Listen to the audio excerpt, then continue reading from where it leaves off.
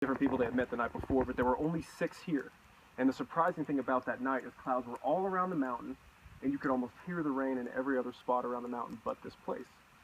And so they started just talking about themselves. You know, the clergyman started talking about his battle with his faith. The doctor started talking about, you know, how he's abandoned practicing medicine because he doesn't believe in the healthcare system, all this stuff. And they started to find a common thread that through all their stories, through every single one, you know, the adolescent, the politician, the philosopher, the clergyman, the detective, that there was something they were going for, something they were going towards on Blood Mountain, something that they called the Shrine. Now, I don't know if you guys have heard about the Shrine, but you know, it's usually talked about before you get to this point on the trail. But apparently, the Shrine will grant one wish to a traveler that is worthy, that makes it up Blood Mountain. You know, pure of heart, that kind of stuff you hear in fairy tales. Well, they got to talking about what they would wish for, you know. The doctor was like, you know, I would wish for a revised healthcare system, something completely selfless. The philosopher was like, I would wish for, you know, my daughter to be young again. I want to go through her childhood again. You know, they all wished for something different. And so they all thought they were going to get it. Well, they pack up in the morning, as we all will, some late, some early. You know, they'll get in groups, as we all do. And they got in groups of 2s and 2s and 2s. And they started the way up Blood Mountain. And the adolescent fell behind. You know, he started out a little too fast and lost his gusto. The doctor actually made it up the mountain first, and the clergyman was right behind him, and the doctor fell into the shrine and disappeared. He heard like a gasping scream, and the doctor died right there in front of him. But not before the clergyman heard him whisper something to the shrine. And so he said, oh my God, selfless, not the way to go. He wished for a refurbished healthcare system, definitely going to wish for something selfish. So he gets up there and he goes, I want my daughter back. I want her in my life right now. I want her youth again. I miss her. She's been gone too long. I want her back. And sure enough, right behind the detective just sees the clergyman go straight down this hole, and he's like, oh my God. Like, so it wasn't selfless. It wasn't selfish. I'm going to wish for something neutral. The shrine will obviously grant me a neutral wish. So he goes up to the top of this thing and he's like,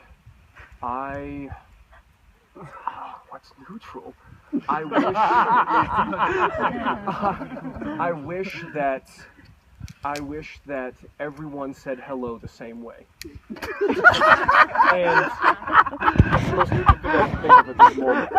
So he wished for everyone to say hello the same way, and a log literally launched itself and impaled him. And the politician, you know, was like, I don't know where the other guys are. They might have got their wish granted, but I just heard him, you know, whisper something, I guess, neutral at this point. And so he was like, okay, I'm not going to wish for anything. I'm going to go up there and I'm just going to walk past the shrine. So he tiptoes up to the top of Blood Mountain, like we all will tomorrow. We'll pass the shrine. And he just goes tiptoeing by, and he walks by perfectly fine. Gets by the shrine, he's like, dude, I made it. Trips over a log, falls down the mountain, and he doesn't die, but his neck breaks and he bleeds out slowly. So at this point, the adolescent is like, yo, the shrine is like, excuse my language, but the shrine is not happening for anybody. So he's like, I'm going back down the mountain. So he goes back down the mountain, and on his way down, he's like, dude, wasn't there a 6th person? Like, who was? It's only 5 of us. I could have sworn there was 6 of them around this fire.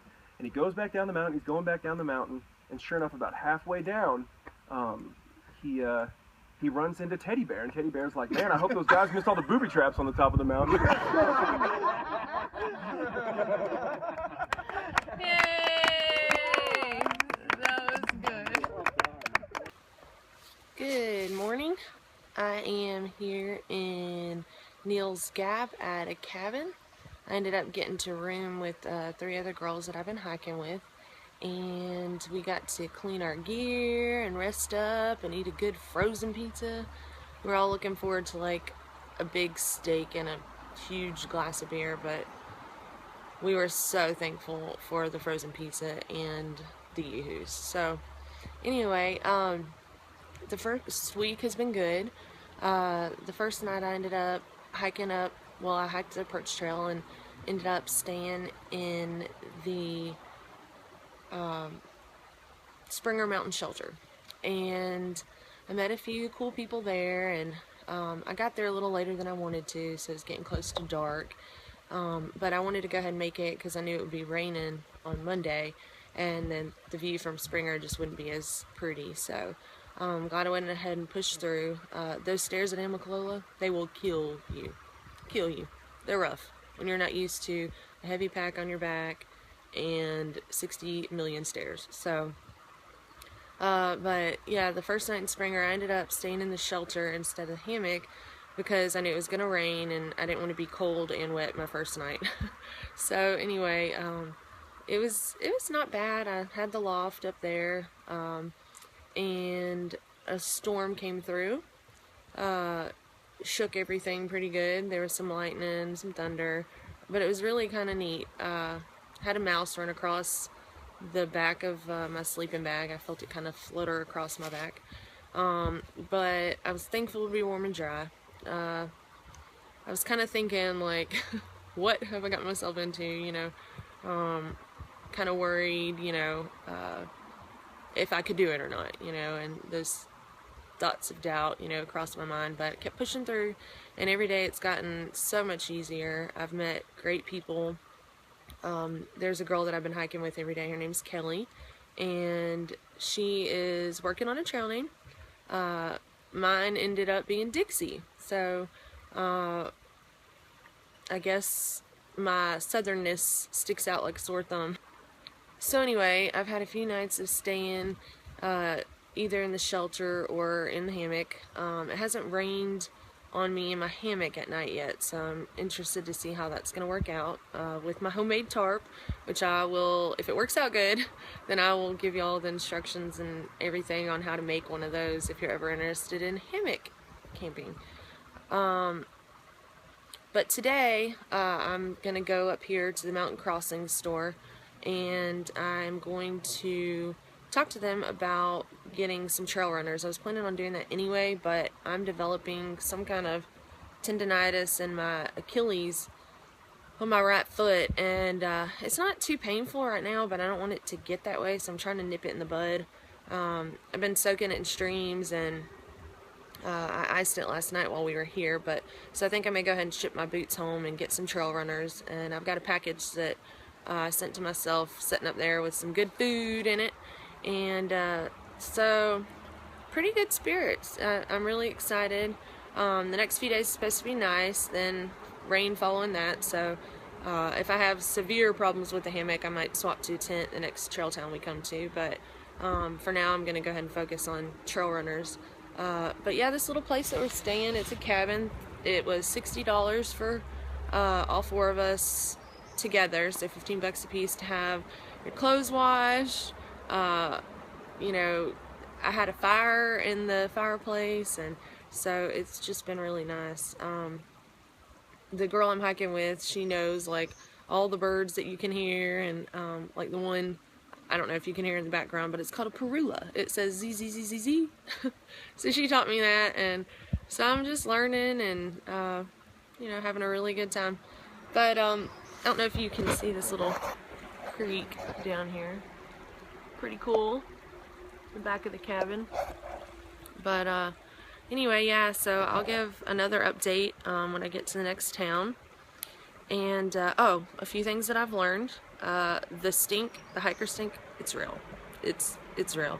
By the second day, you're getting ripe, and I'm interested to see how the summer is going to be because it's been kind of cool.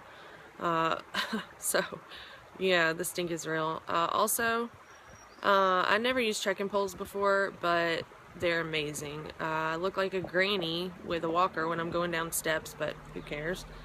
And it's interesting how long a leaf will stay with you on your trekking pole once you impale it. Kind of sticks around for a while. And honestly, like, people have been amazing. Like, I didn't worry that they would be mean or anything like that, but it's surprising how nice everyone has been and how much they've come together and, you know, helped each other out, and just, you know, hey, you want some of this? I've got some of this, or, you know, do you need help with that, or can you help me with this? And like, it's like a great community, and so everything you hear about that is totally true.